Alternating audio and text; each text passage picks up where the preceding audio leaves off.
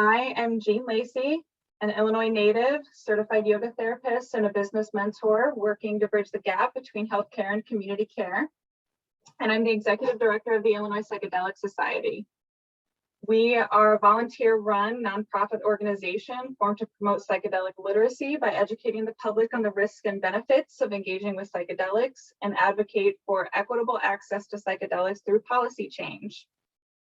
We bring you all together tonight with the intention to discuss the landscape for psychedelic policy here in Illinois and gather community input on a bill that is currently called the Illinois Compassionate Use of Natural Plants and Fungi Act. In partnership with Representative LaShawn Ford, we formed a coalition of representatives from various community organizations that you will hear from tonight to bring this draft into its current form.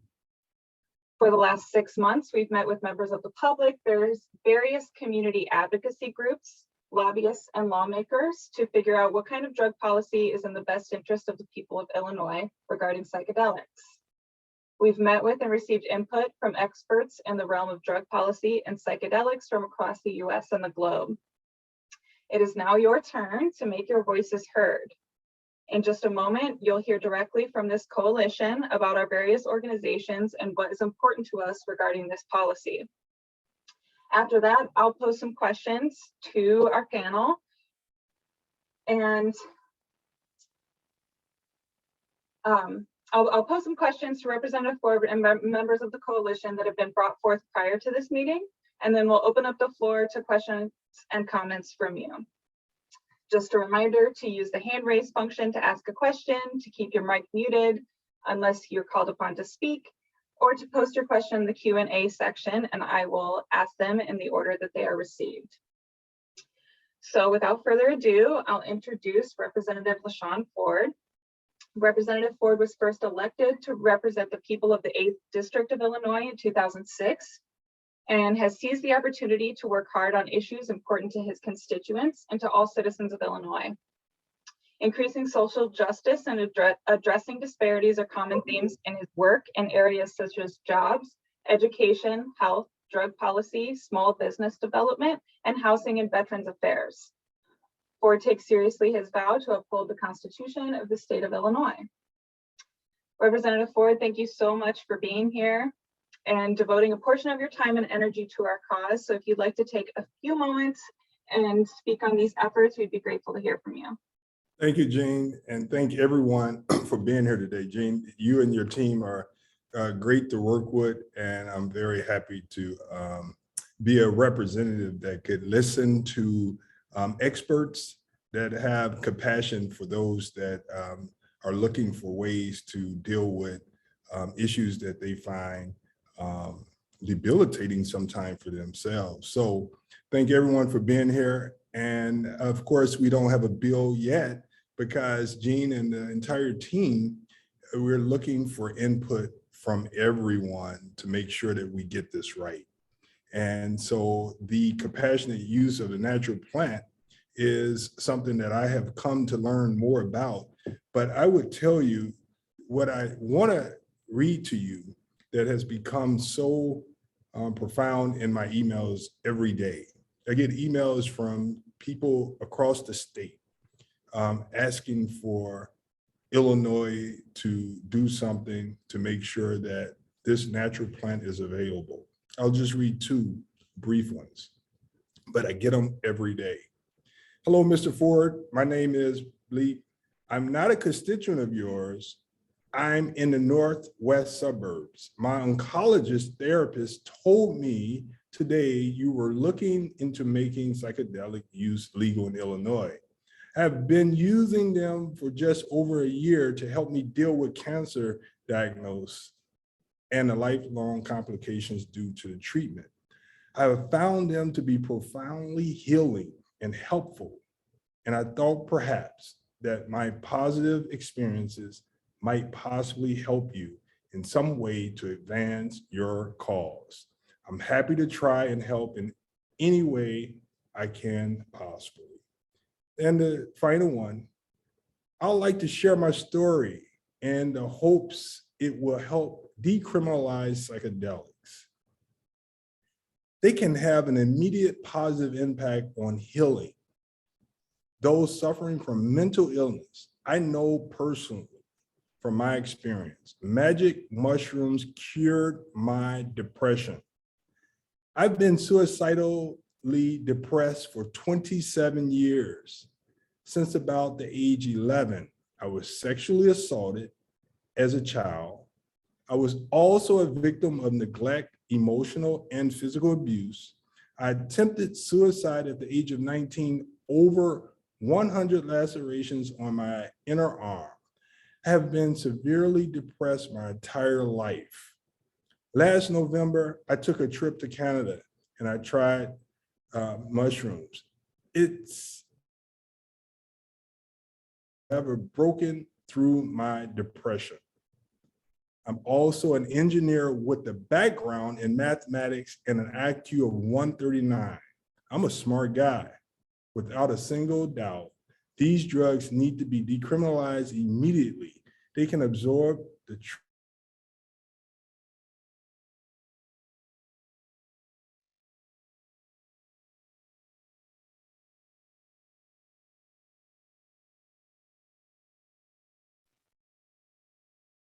Representative, looks like you froze on us. Oh, that's what I want to continue to hear from people. And today and moving forward, while I'm working with the organizations, I hope that we work together to include everyone in the discussion. And most important, we have to deliver the facts versus the myths as we go along the way. It's going to be important that we deal with facts and not let people get in the way and dispel myths that are not right. You've heard two stories, there are thousands. And I'm a partner and I'm a friend of Jane and Nate and all of the people of the organization. And I look forward to being the champion with you all to carry it across in Illinois. Jane, back to you. Thank you all. Thank you so much, and thank you for sharing. Just a quick note, everybody, I don't know why a Q&A function isn't popping up. It was likely something in the settings when I set up the meeting. So if you would like to just use the chat box, we are keeping track of your questions. So just a quick note there. So now I am going to have the rest of our panelists introduce themselves.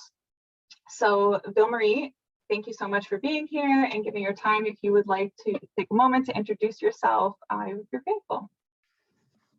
Thanks, Jean. Hello, my name is Bill Marie Fraguada Narlock. Pronouns are she, her, ella. I am a licensed clinical psychologist here in Illinois, based in Chicago. I am the co-founder and director of Sana Healing Collective, which is a nonprofit clinic in Humboldt Park that offers full comprehensive ketamine-assisted therapy services, as well as psychedelic reduction, integration, and preparation services. And I'm also a drug policy reform advocate and activist. I've been working in the drug policy reform movement for over 13 years, most recently being involved in Students for Civil Drug Policy as the director of drug education, where I developed our Just Say No, and that's KNOW as in knowledge, peer education program for college students.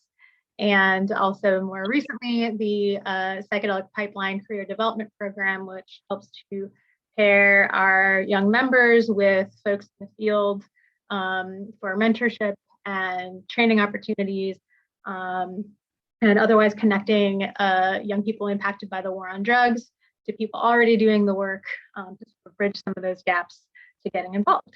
So I'm sure there's probably, I wear a lot of hats, so I'm also involved in the Illinois Harm Reduction and Recovery Coalition, working on some policy and harm reduction related issues there.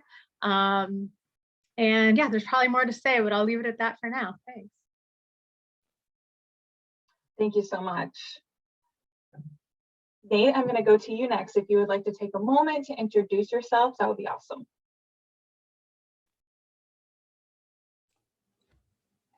Thank you, Jean. My name is Nathan Gates. I am a licensed clinical professional counselor in private practice in West Central Illinois. down in Canton, Spoon River Counseling. I am, for a couple decades been a advocate for psychedelic policy reform, and am very interested in psychedelic therapy, and am involved in acceptance and commitment therapy, trying to integrate that perspective and psychedelic assisted psychotherapy. I got involved with this bill about 6 months ago, and I'm really interested in trying to envision a way forward through kind of what's a really like a post-prohibition future for psilocybin and other psychedelics, because there are a lot of really thorny issues and really difficult choices to make, and risks and benefits at every turn. And so I think the more people, the more voices we get involved, the more perspectives we can hear, the more likely we are to be able to find our way forward, because the status quo is and has been untenable for years and years and years. And yet, the choices we make about this are really consequential. So it's going to be really good to hear everyone's perspective. Additionally, downstate, I also, as an aside, am a regenerative cattle farmer. So that's the other thing that keeps me busy, trying to, find ways to be, engaged in our world, to help. So appreciate you all being here, and look forward to this discussion. Thank you so much for sharing. And then Jeff, to you, if you would like to take a moment to introduce yourself, that'd be great. Yeah, excited to be here. So my name is Jeff Beachy. I'm a professor at Adler University. I am director of counseling at Chicago Recovery Alliance, which is a harm reduction organization.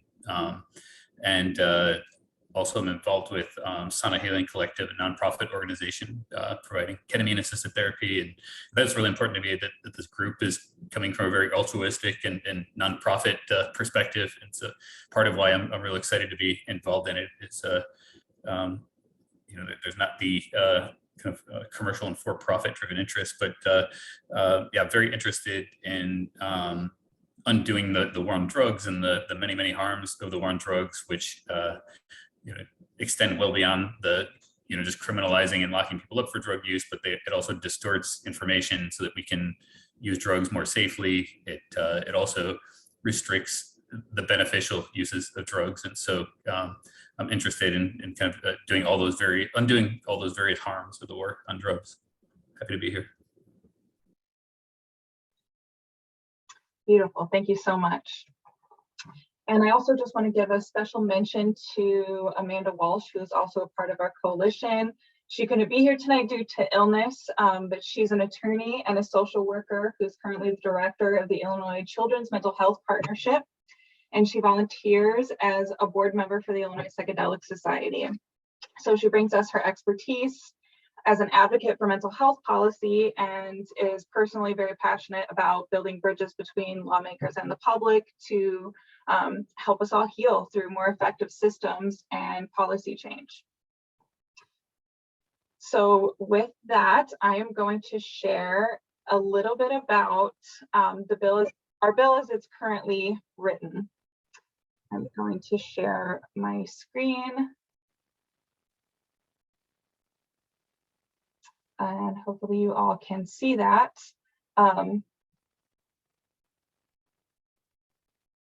Okay, so this is just a quick fact sheet about the bill as it's currently written. The research and anecdotal data showing the incredible efficacy of psychedelics is a beacon of hope for so many people. Medical access with psychedelics, as well as decriminalization to protect personal choice, communal use, religious use, and community-based healing outside of a medical framework are all crucial pieces of the puzzle in making sure people have the safety and support they need to navigate their own relationships with psychedelics. So the intention is to have solidarity between the psychedelic movement and the larger movement to end the drug war. As it's currently written, this bill decriminalizes the possession, use, cultivation, production, creation, analysis, giving away, and delivery of natural plants and fungi, defined as psilocybin, psilocin, ibogaine, except from peyote at the request of the Native American Church, and dimethyltryptamine. And it closely follows the model of Oregon's Measure 109, creating a license and regulatory framework for the closed loop production of psilocybin and facilitation of psilocybin services in retail for adults 18 years of age and older. The act does not allow for import or export of psilocybin and does not allow licensees to interact with unregulated markets. The organizations that support this bill as it is currently written are Students for Sensible Drug Policy, the Illinois Psychedelic Society, Sana Healing Collective, Drug Users Health Collective of Chicago, Psychedelic Safety Support and Integration of Chicago, and Balanced Veterans Network. Representative Ford is our primary sponsor, and we're in talks with other representatives about co-sponsorship. Again, it's worth noting that this is not a finalized draft, so we have the opportunity to make adjustments before it gets introduced to the General Assembly, hopefully in the next session. And this is a unique opportunity for the public to have much greater input. So I'm going to share this link with you all so that you can access this fact sheet. There's also many more. Yes, Phil Marie actually shared the link now that I can see my screen again. Thank you, Phil Marie, but this link will take you to the fact sheet, and there's also a long list of frequently asked questions and just a little bit more detail about the advisory board, the duties of the advisory board, the license types that are created under this bill. And there is a list of links at the bottom that are just resources and citations for general articles, psychedelic treatments, cities that have decriminalized psychedelics and what their measures look like, research, major universities and hospitals that are conducting research, and other psilocybin services act in California, Oregon, and then the one here in Illinois. On that link, you can also view the full text of the bill, so we encourage you guys to utilize that resource. So now I'm going to get into a few questions. You guys have already been posing great questions in the chat, so thank you, keep them coming. Some questions that have been brought up to me beforehand. I'm going to start with you, Representative Ford, if that's okay. And I'm just going to ask, generally, what is the current political landscape for drug policy in Illinois, and what opposition do you think that we'll face as we bring an initiative like this regarding psychedelics to the General Assembly? You know, I would say, Jean, that's a great question, and it's going to help us move along because we're going to know our challenges. One is the education about it. You know, many people like me, I didn't know anything about this natural plant until a friend named Mark Pasakovich brought it to my attention, and Jean and we've been talking about this and being educated over the time. So just one, letting people know about it. And really, I think legislators like to know about personal stories that actually could prove why what we're trying to do is beneficial. When we were in Springfield and we did medical marijuana, we brought in patients and we brought in young babies to prove the point of how cannabis really helped. And so that's important. And it's important that we build collaboratives, strong collaboratives, so that you can educate people in every corner of the state, so that we don't allow for ignorance, the myths to overtake our mission. We must make sure that we spread the facts. And that's going to work. I think that legislators and advocates alike, doctors and the state, recognize when something is right, and when people work for it, it ultimately works out in our favor. And if we with Governor J.B. Pritzker being the governor, this is a perfect opportunity to pass something like this. Governor J.B. Pritzker gets it. I don't know if another governor will understand the benefits of this, wouldn't understand the change that we're trying to make. So I would definitely work very hard right now while we have Governor J.B. Pritzker as the executive of the state. So I hope I answered that, but to sum it up, it's all about work, work, work, work. Yes, that's perfect. Thank you. This next question I'm going to pose to Jeff. It's kind of along the lines of what Representative Ford was just talking about in terms of why we need this act now. We know that psilocybin is on track to be approved by the FDA for medical use. So what does this mean for legislation like ours? Yeah, so the FDA is likely to approve psilocybin for medicinal use by licensed providers probably in 2025, which would be around the same time with the 2-year advisory board period that this bill could be in effect. And so we're kind of resisting just going a total medical route because it would be redundant and unnecessary. That's already likely to be covered through FDA approval. However, what we do know is that any new treatment takes about 20 years to get proliferated. So even if psilocybin gets approved in 2025, it's probably going to be more like 2045 before the population has wide access to it. And we think that's particularly unfair for like a very safe, very powerful, not just a treatment, but something that can be used beyond diagnoses, right? So when we talk about people using, as Rep. Ford had just talked about, people using psilocybin to deal with end-of-life existential issues, that's not a diagnosis and therefore probably won't be eligible to be covered according to what the FDA is doing. And so we think that psilocybin and psychedelics have much broader cultural use than just use that's connected to a diagnosis. And through the FDA, that's the prescription has to be tied to a diagnosis. And so we hope that and I hope that these things will be available to make a much broader cultural impact and unleash all their benefits. That's a great explanation. Thank you.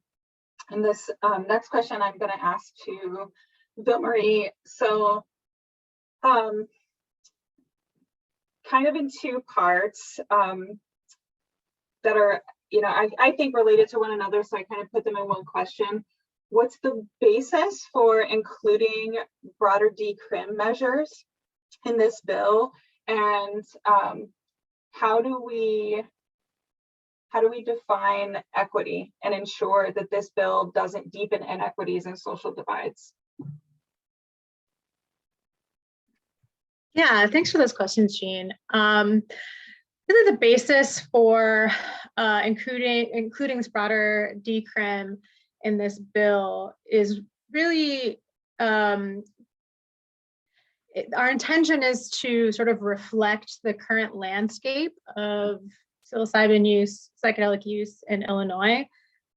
People are already using these substances, and we want to ensure that we're honoring and protecting this use and not alienating these folks. There's no reason to criminalize drug use at all. In my opinion, we should be decriminalizing all drugs. But we'll stick with this for now. And Rep. Ford, maybe we can talk later about another decrim, a more broader decrim bill. But in the meantime, we expect that there's going to be continued underground facilitated psilocybin use. And this is a big factor in accessibility of these services, because even if we were to, come up with a really nicely regulated system, the reality is healthcare is expensive. And when you add, more complicated treatment options, however effective and exciting they are, it is expensive, right? We're even looking at MDMA right now, and which is an expanded access, being one course of treatment being $50,000. And so that is just unreasonable for most folks to access. So we want to recognize that there's going to be people that are going to and are already seeking this kind of healing or recreation or whatever the reason they're using already, and we want to protect those folks.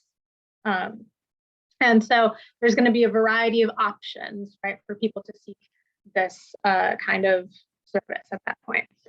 And then as far as equity is concerned, or accessibility, a lot of the ways that we can ensure that folks across the spectrum, folks most impacted by the war on drugs, for example, folks that are most impacted by the divestment in mental health services in our communities, is, will come in the ways that the advisory board comes together. So, for example, how the services and the licenses will be regulated. So there's some components that are already in place in the language. So even like the list of the types of folks who should be on the advisory board is pretty broad and includes a range of types of expertise that are relevant in this work. And otherwise, we'll want people who believe in and understand equity to be the folks on that board. And I know that this is something that's important, is working particularly from a harm reduction perspective in the entirety and the entire scope of this bill, not only on the decrim, but looking at how we reduce harm in how these services are conducted additionally. So some of the other ways we're talking about equity is intentionally not including peyote. And this is something that's been discussed in a lot better ways in different forums. And I'll put in a couple of links here that talk about the nuance of that particular plant and why we're honoring that request. And again, ensuring that the advisory board is representative of the people of Illinois. So including people with lived experience with these substances, as well as someone who is a health equity expert. We've included a master's level therapist on the advisory board. So it isn't only doctoral level professionals. Since for the most part, a lot of therapy is, a lot of the folks that are providing mental health services are master's level counselors and therapists, right? So we want to make sure that those viewpoints are seen on this advisory board. Advisory board members will be compensated. Also looking at considering and making recommendations about decriminalizing other drugs would be one of the duties of that board. Also giving a particular consideration to a code of ethics, cultural responsibility, and a clear process for reporting complaints of unethical conduct by facilitators or service center employees. And the training that, parts of what we've already included in the language around training is that has to include facilitation skills that are affirming, non-judgmental, non-directive, trauma-informed, rooted in informed consent, talking about appropriate boundaries, heightened transference and expanded states of consciousness, special precautions related to the use of touch in psilocybin and other psychedelic sessions, crisis assessment, appropriate referral for those who need ongoing support or a higher level of support if a challenging mental health issue does come up. So the training really will be, it's already written in, that should be pretty robust. And then the advisory board would be determining the remainder, what that training for licensees would look like for those providing this. There's more I can say, like there's not going to be a requirement for a diagnosis or any particular type of diagnosis. So anyone seeking this for any reason has an opportunity to do so. And also considering those with prior convictions for cannabis or psilocybin related convictions can be considered to apply for a license with some regulations with that. Also restrictions on financial interests in multiple licenses. So not having any financial interests in more than one psilocybin product manufacturer or more than 5 service operators. So there's a lot of different things. There's probably even more, but I want to give some room for other questions and stuff too. But those are some of the initial things that we included above what states like Oregon have been doing to consider equity, accessibility, and all that good stuff. That was a great answer. Thank you so much. So Nate, I'm gonna pose this next question to you. And actually, I'm gonna pull this question from the chat in tandem with it because this is such a great topic. And it ties into the next question I was gonna ask. So in the chat, Rick says, Illinois is home to some very strong medical interests. Abbott, AbbVie, Allergan, American Medical Association, Walgreens, who would be highly incentivized to end prohibition but restrict psychedelics to the medical model. Has any thought been given of how such stakeholders could disrupt this effort and how we might get ahead of that? And so my question that I was going to ask was, what are some potential downsides to the commercialization of psilocybin? So I think that those two questions kind of go hand in hand. So I guess not to nitpick, but I want to clarify, right? So highly incentivized to end prohibition but restrict psychedelics to the medical model. That's not ending prohibition. That is cartel profiteering behavior that profits off of the government basically enforcing a monopoly. So that's not ending prohibition in any way, shape, or form. So pure medicalization is not ending prohibition. I strongly think that's the case. If you're restricting access and jailing people who violate that to enforce your monopoly, that's still extremely problematic. And so, yes, I think that's a question that we have thought a lot about. The truth is that we don't have institutions right now that are built to support this, exactly, like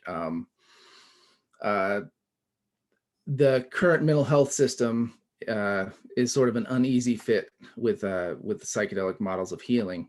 And, and you can see that, in Oregon passed and immediately they passed and they ran their campaign on psilocybin assisted psychotherapy, psilocybin assisted therapy. And then they immediately rebranded it upon passage as psilocybin assisted services, psilocybin services. So fitting this into, I think we need to be creative in how we unwind prohibition and deliver services. If we restrict services only to medical professionals at this point who are licensed, we're going to be talking about an extremely expensive program. And if we just purely sell at a dispensary, we have still a lot of work to do on educating the public on safety. So I think there's pitfalls in a lot of different directions, on this. But I think that the question about restricted to medical only, I think we feel strongly in this bill that that's not acceptable, and that decriminalization is a really important, really key component of this, and making it so that it's accessible to people.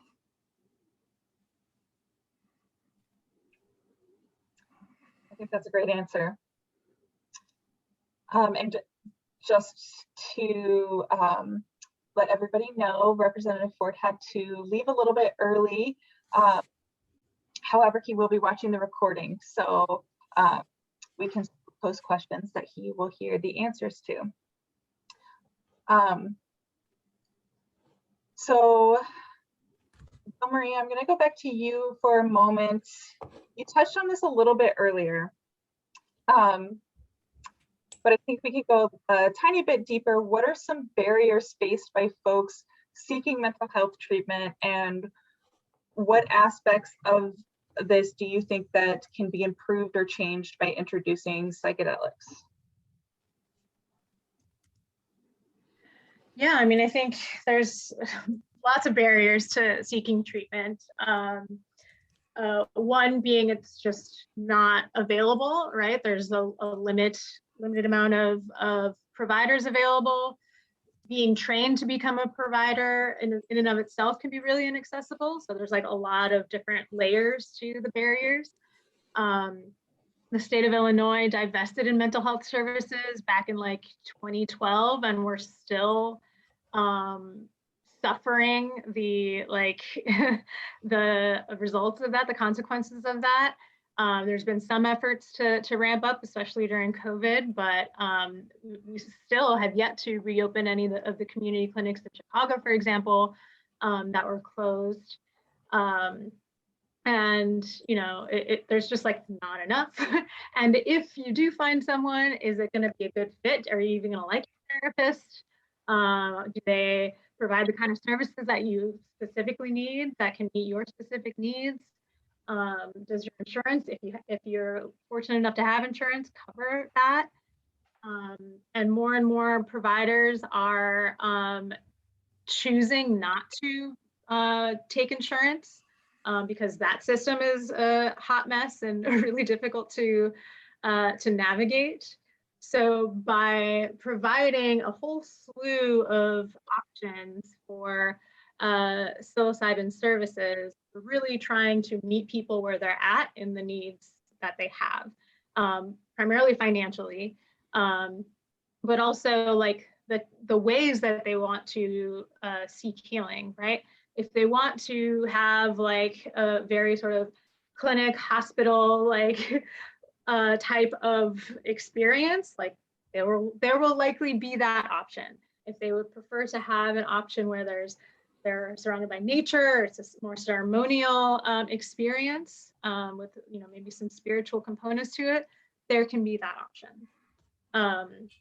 And ultimately, even if it's sort of upfront cost might be more expensive, the thing about psychedelics in general is we call them sort of like power tools, in that they can help us access parts of ourselves that, for whatever reason, be it history, be it trauma, be it conditioning, have been inaccessible to us. So whether that's emotions or memories or things like this that, maybe you've been in therapy for 20 years and you've never been able to get to. So it can kind of accelerate the process sometimes for some people. It's not for everybody, and I would like to highlight that. And having a good relationship with the therapist that's providing the services will help sort of differentiate who might be a good fit from not. Could I add something to that? Yes, please. Yeah, so I just want to point out too, one of the exciting things I think about the concept of like psilocybin services where people can go and get trained to be facilitators, and it's kind of separated from a more intensive medical model, is the possibility of making this much more decentralized, which I think is how it should be ideally anyway. Historically, that's how psychedelics have been used in community by people of that community. And so what having psilocybin services does is it allows somebody in Englewood to go get trained to be a facilitator for people in their community, either to address individual issues or to collectively get together and creatively solve problems in that community. And it does the same for people downstate in rural communities where there are no psychiatrists for sometimes 200 miles, where, if this goes through a medical model, they might have zero access, not only for cost, but just because there's nobody willing to facilitate it. And so it's a, picking up in Chicago, I see that on the urban side, but the rural mental health issues are just as scarce and sometimes even more so. And I'm gonna actually ask you to kind of like expound on that a little bit, Jeff, because my next question was, like what are some of the benefits of seeking specifically psilocybin services for somebody who is maybe not necessarily struggling with their mental health or seeking like a specific kind of mental health treatment? Yeah, so beyond mental health, yeah. So obviously, psychedelics have had like a huge impact through art and music and throughout culture. But I also think there's just the fact that psychedelics can help with that creativity gives me hope that people using them and having access to them in their own communities where they don't have to fear being criminalized and prosecuted just opens up the possibility to apply creative thinking to all sorts of problems. I mean, so I mean, that's what really, even though I'm a psychologist and I'm excited about the clinical possibilities of a powerful new treatment, to be honest, what really excites me about psychedelics is that we have all types of kind of, not just domestic, but international problems to solve, whether that's how to live on this planet sustainably or how not to cause World War III or how to create an equitable society. And all these problems require a whole range of healing from, our individual stuff that keeps us bound up and fueling those problems to the larger rethinking of social structures to address those problems. And so for me, I'm excited about these medicines broadly, not just, my personal expertise as a psychologist. I'd like to add, if I can, I strongly agree, and I get excited about those broader applications. And I think this is where I think the advisory board part of this process and discussions leading up to the final version of the bill are really important, because I think that we're getting at what I alluded to before, which is that we don't really have structures in place in our society, I don't think, to hold this very well, and that we kind of through this process have the opportunity to create them, and that they can look really different than other institutions we have right now. Right now, so I think one of the areas that's going to be delicate and need to be handled with care is, so if we're treating mental health conditions, right, and if that's what the service is, then there's going to be an expectation and that mental health practitioners, licensed mental health practitioners, should be involved in some capacity. Right now, what exactly that looks like and how can that be done safely, and how do you balance safety with access, and what are the requirements that should be for someone who is seeking services, they just want to have a supervised experience, right? Like they are curious for whatever reason, personal growth, spiritual growth, they just have a desire for their own idea of what healing is, and they want someone to be there to support them, and the requirements should be different for that person. So depending on I think the services, exactly being offered, and if it's being offered to someone for a specific mental health condition, I guess one, question, it's a question I have. It's something we've thought through in the bill, is just to what degree does the person sitting with someone, who's using the drug, to what degree do they need to be licensed? I think that's a really good question. And what service and what support are they offering? And if it's somebody who is, ensuring safety, right? If somebody who's just there to kind of make sure that the person stays safe, doesn't hurt themselves. Our view, in the initial draft was that doesn't need to be a highly trained person, right? That person can be trained to ensure safety, to behave ethically. And that's what's really important. Now, if the person's seeking mental health treatment, I think it's obvious that the person who is seeking treatment for a mental health condition needs to have access to a licensed professional, right? So how to sort of balance these is really important. And I think we need to kind of be creative to make sure that we can balance the safety of everyone, of all participants, with accessibility, and with also not forcing people into services that they don't want. Some people aren't going to want to sit there and try to talk about their feelings and do therapy. Like, that's not what they're there for. And I don't think they should be sort of like pushed in a very expensive direction if that's not what they want. So I think there's a lot, we tried to thread that needle in this bill, but I think this is one that deserves a lot of discussion because it's an extremely nuanced problem to solve.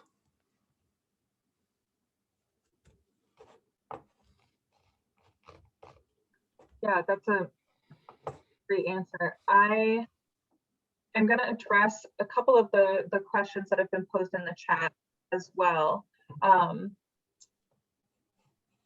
One of them was, is this a new bill? And the answer to that question is yes.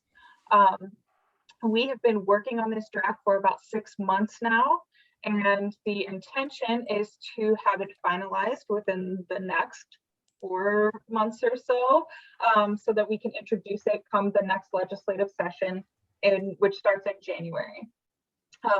The original intention was to potentially introduce it in this last session, but as some of you might be very well aware, this last session was shortened.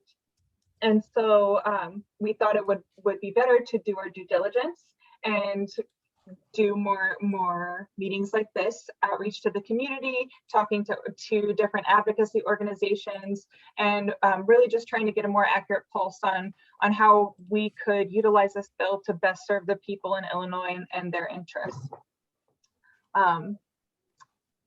And then another question that I wanted to quickly address is, there was a question about, is there a limit on personal amounts at home with the bill as it exists? And I think it's a really good time to say that a lot of the nitty-gritty details of the legislation will be hashed out by the advisory board at the end of the day. So we don't necessarily have answers to all of those questions, and it really is up to the advisory board that is composed of advocates and professionals and experts in the space right here in Illinois to make those kind of more specific decisions. And so I am going to, at this point, ask if anybody wants to raise their hand to, come on and speak for a couple minutes. Real quick, Jean. Yeah. Just because there's one question we can answer pretty quickly. Someone asked if this is mainly an urban Chicago area issue. Although 2 of us are from Chicago, Jean and Nathan definitely are not. And I think this entire group of folks, all of you here, are from all over the state. So that's pretty cool. Thank you, Bill Marie. I had to scroll down a little bit to get to that one, but yeah, that's important. And this is a statewide initiative, so it's meant to be state legislature as opposed to like a local decrim measure that would happen either in Chicago or Peoria, etc. So there's a couple of hands raised, so I'm going to call on people now. Again, I'm going to ask you to keep it down to keep it under 2 minutes. And yeah, I'm going to go with Professor first, if you want to unmute yourself. Yeah, thanks. Thanks, everybody, for inviting me. I appreciate the chance to participate in such an active, large group and to be listening to some monumental activity that you guys are trying to execute there. I used to live in Buffalo Grove for about 6 years and worked for Toshiba for a while. So Chi-Town is well known to me. I'll be back. But anyway, my perspective is from Oregon. I just got off one of their major board meetings a little while ago. Was one of their last before the rulemaking deadlines at the end of June. And it is incredible. I've watched more than 100 hours of subcommittee meetings. And Nathan, your issues were discussed. A lot of these issues were discussed ad infinitum over the last year, literally. I don't know, it's been so long. They're all available publicly if anybody wants to swim into them. I've got some good indexes if you're interested, but believe me, a lot of this great stuff has been worked through. You do not have to create the wheel for the first time. Look at Oregon, look what they're doing wrong. You're going to be able to adjust changes. They're recognizing that this thing won't be perfect when you come out of the chute. It'll need a little tweaking and turning. They're doing hard work to keep it equitable. People like Rachel Knox and a few others are battling tough battles over there. because what happens on voluntary committees is everybody gets tired of fighting it, and it's a long battle. So stick with it, everybody. I'll do what I can to help out and give a perspective. And it's all great in Ann Arbor here. We've not only decriminalized according to plant nature, what you guys are doing. The prosecutor doesn't want to arrest anybody. He says we're done with the war on drugs. God bless us in Washtenaw County, Michigan. Come on, the world water's fine. I'll see you in a little bit. Thanks. Thanks for that. I'll also just note, because definitely looking at Oregon and what's happening there is really important. And it's actually written into our bill as well, that the advisory board sort of review that whole process.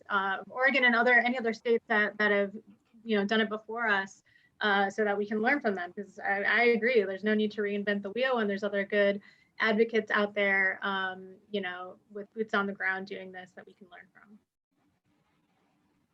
Yes, thank you, Professor, and wholeheartedly agree. And as we've gone through the process of writing these drafts, we have talked to people all over the US, all over the world, who have been working on these initiatives. We've even taken language from initiatives that haven't even been put forth yet, that we really have just been discussing. So yeah, thank you for sharing. Next, I'm going to call on Diana. If you want to unmute your mic and share for a couple minutes. Yes, I'd like to share my story of why I became interested in psychedelics. I started because I was just really fed up with the lack of help from therapy and medicines. They help somewhat, but I always felt there was just something more, and kind of a hole lacking in my life, a lack of meaning. And ever since I've gotten involved and first tried ketamine in a clinical setting and magic mushrooms in a religious ritual setting, I've just experienced such an uplifting, especially since after the magic mushrooms. I can happily say I have not had a depressive episode, which I count as a few weeks or more at a time, and since last fall. So it's just really minimized. And my desire is to help as many people as possible to find, if they feel that they have something lacking in their life, meaning the missing of something sacred, the sense of being disconnected from nature. There's just so much more to be gained. I was agnostic before these last couple of years. So that's a huge change and very meaningful. Because I've been so moved by the experience, I created a Substack about my experiences, other people's trips, film and book reviews, anything helpful. In fact, I'd like to write about this experience here and what would welcome someone who would like to be interviewed. Hopefully, Jean, if you have some time in the next month, I hope it's sometime. And I would like to know how to further the cause, how that we all could further the cause. Thank you so much for sharing your story, Diana. And I think that that's a great question. I would like some of the panelists to kind of touch on this too, but from my perspective, number one, you're already doing a lot of the work to further the cause by sharing your story, by showing up to these meetings, by getting involved in this process. I think that that's one of the most crucial things that we can do. We heard Representative Ford say that, lawmakers love to hear those stories. And it really does make a difference in terms of how we can push this through. And I think it's important in telling our stories to also speak to the various ways that we engage with these practices, because it doesn't look the same to everybody else. And not just sharing your story in this space, but when it comes down to, this bill actually being introduced, sharing it in a witness slip and sharing it with your particular legislator, that those are key pieces of the puzzle. But I'd like to open it up for the other panelists to kind of speak on that as well. Yeah, I'll just say, you're already doing it. You're already supporting the work just by being here. So we're so grateful for you all just coming to hear and learn about what we're doing and give your input. That's really all we're looking for is just the community to come together on this. And so this is really beautiful. I'll say, as we get further along in the process, with the help of you all and your feedback, we'll likely be creating some additional resources, like additional fact sheets and things that you can share out to your community. Once the bill is actually introduced, we'll probably create some sort of like action page where you can, automatically send a letter, email to your representative that has, all the relevant info, and you can add your own story to that. So we'll be creating some of those resources to make it just easier and more accessible. But in the meantime, talk to your friends, talk to your family members, your coworkers, however you feel comfortable sharing about it. Even just like, hey, I heard about this new bill that people are trying to put together, and just kind of start having those conversations with folks. I think that's a point that Rep. Ford made while he was still here earlier on in the call, was just like the education, getting the word out, talking to people is really important. Yeah, and just to add, if anybody does have connections to legislators and could work in relationship with a legislator, and feel free to ask them what they think about this and if they support it. And if you know of any who you think would, please let us know so that we can start building relationship with them sooner rather than later.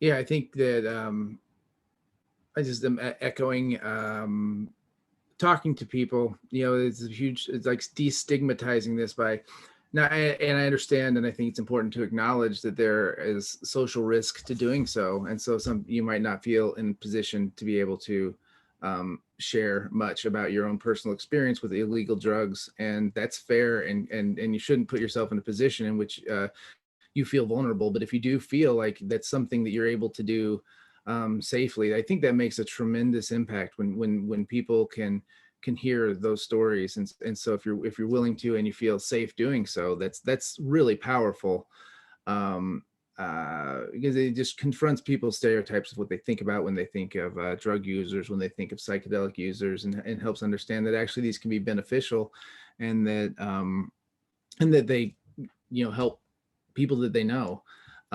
So I do think that's one of the very best things you can do, but also, organizing with other people, if it is something you're comfortable with, I think what you'll find is you start talking to people about it, and you meet other people who are like, yeah, hey, oh, I had these experiences too, and I didn't really ever, and then you'll start connecting, right? And that's how this network is built, right? And then that's how, to be super cheesy with my metaphors here, right? Like that's how the mycelium kind of works its way out, is people connecting with other people, and being willing to share their stories, and feeling heard, hearing others. And then instead of one or two voices, you have little mushrooms popping up all over the place. I love that. The power of the mycelial network never stops. Okay, Sam, I'm going to call on you next. If you would like to share for a couple minutes, that would be awesome. Sure. Can everybody hear me all right out there? Thank you all for doing this. Thank you all for being here. You're all very impressive. You're all fighting the good fight. I was ready to come in here swinging, but you're getting all the talking points out and just nailing everything that I was going to say. So that's great to hear. I'm sure this is everything that the representatives need to hear already. So that makes me feel at ease.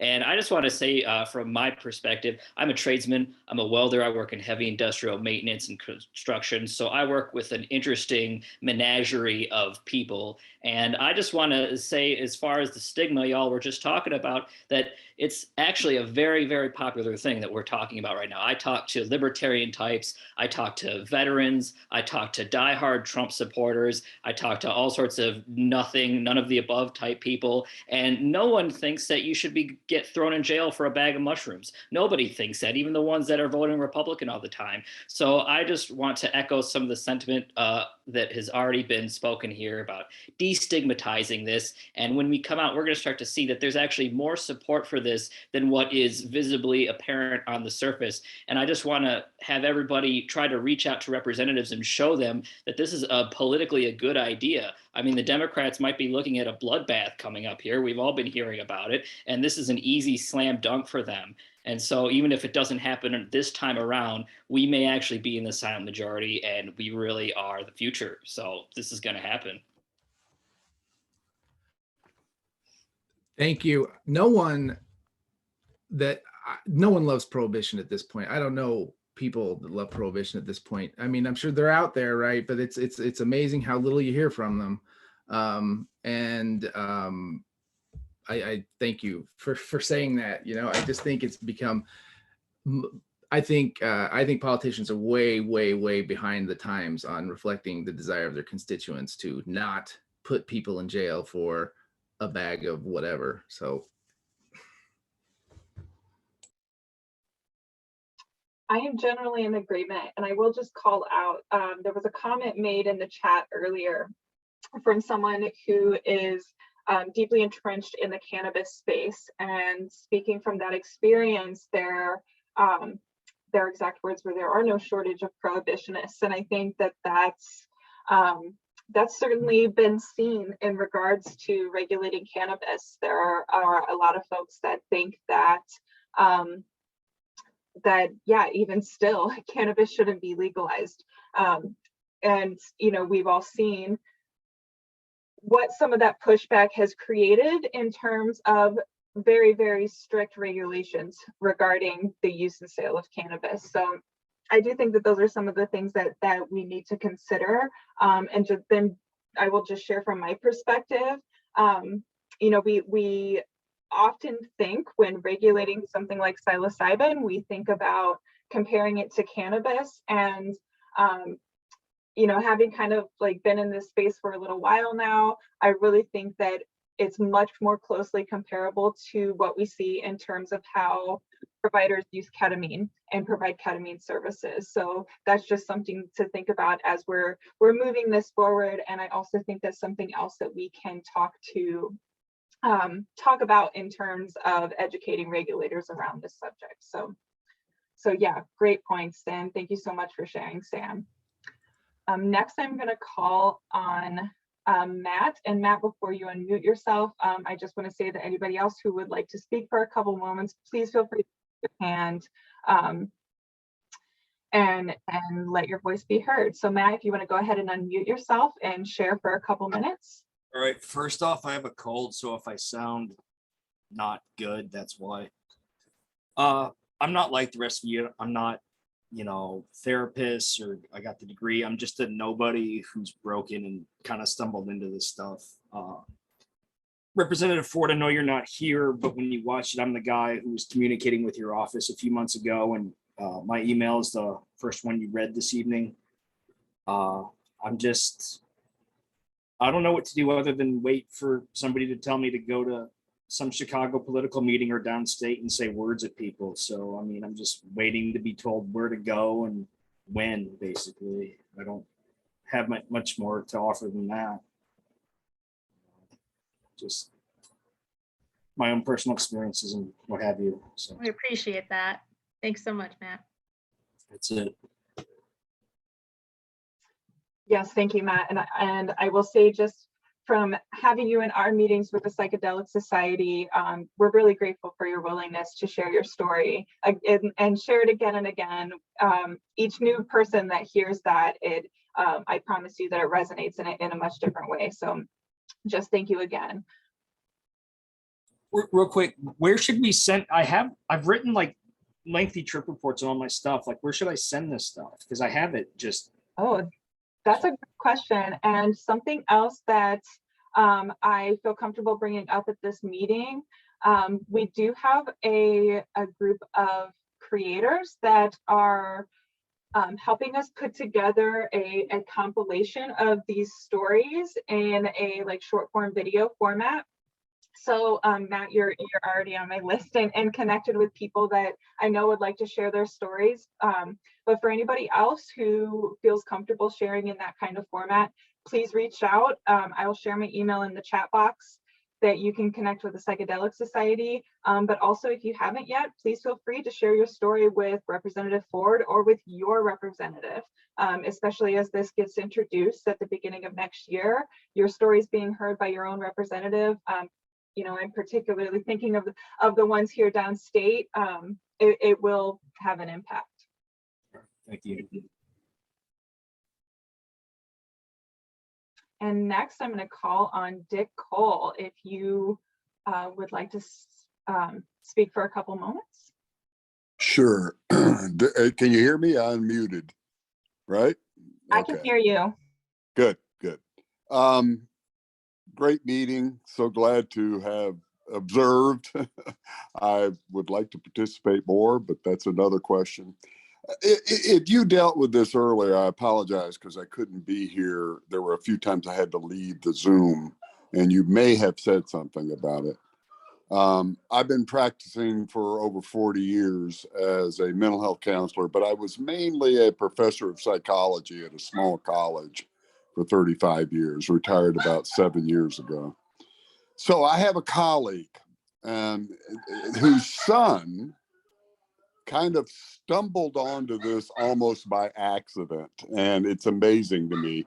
He was recreationally using psilocybin, and he took a little too much one night, and he came out of it a different person. He says, I was healed. I couldn't believe it. And as he shared this story with his friends, many of them were like, I want to do this too.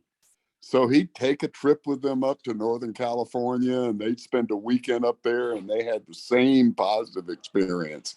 And he's been doing this now for about 2 years, and he's probably helped about 50 people. It's pretty amazing. And he has no therapeutic training. He owns a bar restaurant out in Southern California. I guess my question is there going to be room for people like this in this bill? Because, he's become an expert in what he's doing. And I think there might be other people like this as well. Yeah. Yeah, thank you for sharing. I love to hear stories like that. And that is actually an excellent lead up to the next topic that I kind of wanted to touch on. There was a question posed in the chat about, asking about working on even more robust licensing and creating, even more strict regulations around who can be licensed to provide these kinds of services. So there's all different aspects of that. And we've touched on this a little bit in the chat, and I'm going to ask the other panelists to touch on it too. But we think that the ways that we can create the most access is by allowing all of these different types of services to be provided. There is some basic, harm reduction training. There is some basic education that really should be required before somebody can hold space in that. And some people learn it the hard way through good old trial and error. But there is an opportunity to create framework for people like your friend's son to be able to provide these services in a legal framework. At least as this bill is currently written. And there is also room for people who are licensed therapists or psychologists or psychiatrists to also be licensed to provide this kind of therapy as well. So we're really hoping that, room is there for everybody to be able to come and work under this bill. But I would like the other panelists to kind of speak on that a little bit too, if they can. Yeah, I would just say that that's a great example of the community approach, right? And I think in two different ways, right? If that person wanted to just keep traveling with their friends and doing it that way, that's what decrim would allow them to do that, not have to be criminalized. And if they wanted to go further and make that a career, then they could get licensed and offer it as a service. And so there'd be two different ways somebody could pursue that. I mean, I think we should also be a little humble. My view is, especially within the mental health world, psychology, psychiatry, counselors, in that, people like whom you're referencing likely have more experience facilitating these sessions than someone who has all the credentials at the moment. And I mean, I think that that's really important to acknowledge. Not that I do believe that there's a place for mental health professionals in this. I strongly think that there is. And if someone's seeking treatment for a mental health condition, I think having someone with good before and after aftercare is really important, and having someone who's credentialed for that, with a license is really important. That being said, I'm not sure that I don't think that I believe that it has to be facilitated by a person who has, a license in a mental health field. I think the participant needs to be able to stay safe. I think they need to be able to treat it ethically. And I think that we do have to have safeguards in place so that happens, right? But these substances are used in so many different circumstances. From concerts to just a variety throughout time. And so I don't think we can claim that there is a particular right way to do it. Like I said, I do think that if there's a mental health treatment is what's being offered, mental health professionals do need to be involved in some capacity. But other than that, I think there needs to be let 1,000 flowers bloom. Mhm. And yeah, I'm going to, Joseph, I am going to get to you, but I know that Kurt was the one who posed the question that I just asked. So I'm going to ask him to unmute and kind of speak on this a little bit first. So Kurt, if you want to step in. Cool, thanks. Yeah, a lot of you have heard what I've been struggling with around this. By the way, I'm a therapist, LCPC. I work in psychedelic assisted psychotherapy. I've worked in a couple of the studies going on in Chicago, went to CIIS, yada, yada. And, I guess basically I am wondering if the licensing portion of the bill as it's proposed now might create a lot of problems in multifaceted ways. And, I'm wondering if this bill might really be more elegant as a pure decriminalization bill. Instead of sort of this weird hybrid of decriminalization and this sort of quasi-regulation. So yeah, I'm very curious about Representative Ford maybe sidestepping some of the issues, maybe with AMA saying you're creating like alternative, or an APA, you're creating like alternative licensing, and getting into those kind of really thorny issues. Yeah, if this might fly as really a pure decriminalization bill and really helping end at least one front on the war on drugs that way, and yeah, stop criminalizing maybe all sorts, wide varieties of healing work that's going on without getting into a really thorny, maybe sort of, quasi medicalization, regulation of some of this work.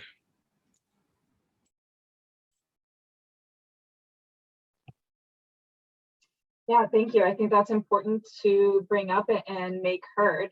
And I think too that some of the concerns on the other end of that are having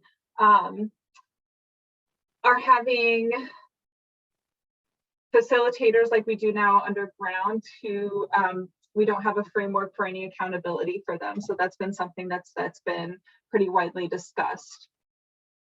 And if any of the other, thank you. I'd like to say something. I think what you talk about as far as thorny issues, I hear you, like, for sure. Like, I think that's there's a lot of thorny issues there.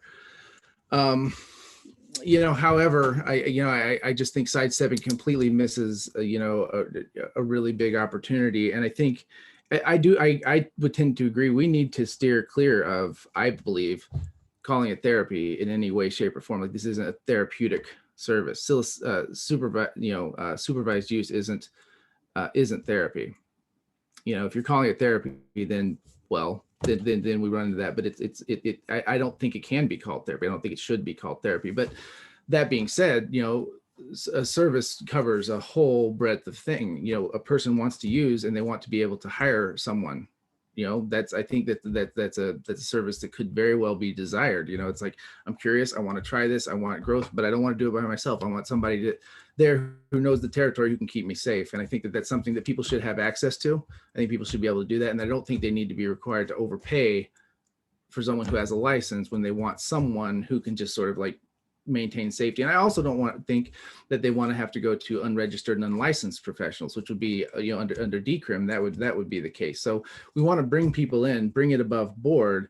I do think we need to be careful how we use the language, and I don't think we can call it therapy for that very reason. And I think if we're saying at any point, if someone's saying at any point that they're offering a service to treat a mental health condition, then you need to have a licensed mental health professional. But if you're providing a service for someone to explore their experience of themselves, the world, the universe, I don't think that the mental health professions really have any, that's not their territory. And I don't think that it needs to be treated that way. I'll just add, so for the scope of this particular legislation as it's written, you're right, Kurt, it is like left a little bit vague. And part of that is because it would be the advisory board that would be determining, you know, what those sorts of regulations would be, the remainder of the components of the training that aren't already written in there, which is already quite comprehensive, just by what's written in there. Yeah, so that's just one piece of it. And I think not having some sort of regulation, while it might be easier isn't necessarily better in this case when we do have risk of harm in the space from underground, you know, professionals or therapists or whatever we want to call them that have, you know, been harming people because they either don't know what they're doing or actively abusive. So this would create some of that accountability, as Jean said, in addition to ensuring that people who are already operating in the unregulated space have an opportunity, if they choose, to kind of come above ground, get, you know, the additional training, get the license, work within a service facility if they would want to or not. It provides some different options. Jeff, I know that you wanted to say something to you here. I think I'm good there. Yeah. So no, I don't have anything to add. You covered that pretty well. Yeah, you guys, I really got to urge you to pay attention to what's going on in Oregon. So, and Ann Arbor, because I'm doing this in real life in decrim land. So we know we need to teach people responsibility about using psychedelics. This bill is actually an incredible movement forward, and I'll only go for 10 more seconds. It melds the idea of a structured way to approach responsible psychedelic use in a non-therapeutic container, which Nathan pointed out repeatedly is perfect. It's not medicine, it's the things you do before and afterward that are the medicine, but you need to regulate the people that are working this environment. So we've got a code of ethics, it's here, code of ethics, bill of rights for the client, informed consent. I've got all of it here that's coming out. If you read this to people and you teach them how to be responsible with psychedelics, and you teach people how to work with people using psychedelics and keep track of them, it all works. You know, how much goddamn government regulation do you want choking down your throat? I mean, we can do it ourselves if we just take responsibility. Pass this bill, it's the best one going, trust me. Thank you, Professor, for sharing. Yeah, and I'm now going to call on Joseph, if you would like to unmute and share for a couple minutes. Thank you, Jean, and I just wanted to congratulate you on bringing together, you know, so many wonderful people who have so much, you know, good stuff to say. And, you know, the whole psychedelic industry is something that's relatively new. I applaud you all for putting together a bill. I'm a pharmacist, and I had a very unique medical cannabis dispensary in Buffalo Grove for a number of years where we were, you know, pharmacy centric. and we treated cannabis like medicine. Everyone got a consultation. Every new patient that walked in. Now, I see a lot of similarities between what you're all doing here, and I also see a lot of the hurdles that you might be having to jump through just to get a bill passed through the Illinois legislature. I know it went back and forth for about 5 years just to get a medical cannabis bill in Illinois. And if you wait, and if this takes as long as I hope it doesn't, and we get a different governor in, I know with Rauner, the cannabis legislation came, I forgot the guy's name before that, but anyways, all the licenses were approved, and then Rauner got elected and beat the other guy, Quinn, and then it just we had no idea that our very expensive applications were ever going to be looked at. Fortunately, he rubber stamped them, and we got licenses, and the rest is history. But if this takes longer than you think, and we get a governor like Rauner in the office who's going to look at this as just another adult use, Rauner would never have approved adult use. Okay, so you're talking, Professor and Nate and Kurt, you're talking about people being able to use this, on their own with some guidance. That's never going to fly with the wrong, governor in place. Okay, so I think just starting with a medical model might be the best way to go. Decriminalization for sure, and then go forward just carefully to make sure that this is an industry that gets started but doesn't get stopped before it even starts to happen. I just wanted to follow up that one of the reasons we aren't pursuing a strictly medical model is I don't know if you caught it at the very beginning, but that's already happening on the same time frame. The FDA is likely to approve psilocybin, and that's going to trump anything the state wants to do anyway, because we follow federal law when it comes to drug scheduling. So if the FDA approves psilocybin as a medicine, that's automatically happening in Illinois. They can't stop it. So and it's on the same time frame as our bill would be, on the fastest pace, maybe even ahead of it. So medical is already going to happen with or without this bill. Kurt, that's great. And if you can get the FDA to do anything with psilocybin, I mean, God bless you. I mean, I've been waiting for the FDA to do something with cannabis for years now, and there's no, I'm looking forward, and I don't see any relief. So good luck with the FDA. FDA is going to be approving MDMA probably in early 2023. Their phase 3 clinical trials are almost finished, and psilocybin's about a year behind. Great. Good luck. It's already given breakthrough status, so it's looking good. Yeah, and I think that the just pure medical, like Jeff's pointing out, it doesn't add anything. It doesn't add anything. And I think that we're also kind of kidding ourselves if we think that, we need to be creative with our mental health crisis right now. And that doesn't mean cutting corners, but it does mean, if we expect that we're going to be able to do a purely medical situation with all licensed providers, it's we already don't have licensed providers to meet the need in the state of Illinois for mental health services. And now we're just going to be able to flex out, we'll have therapists who can just flex out, a couple days a week to facilitate trips.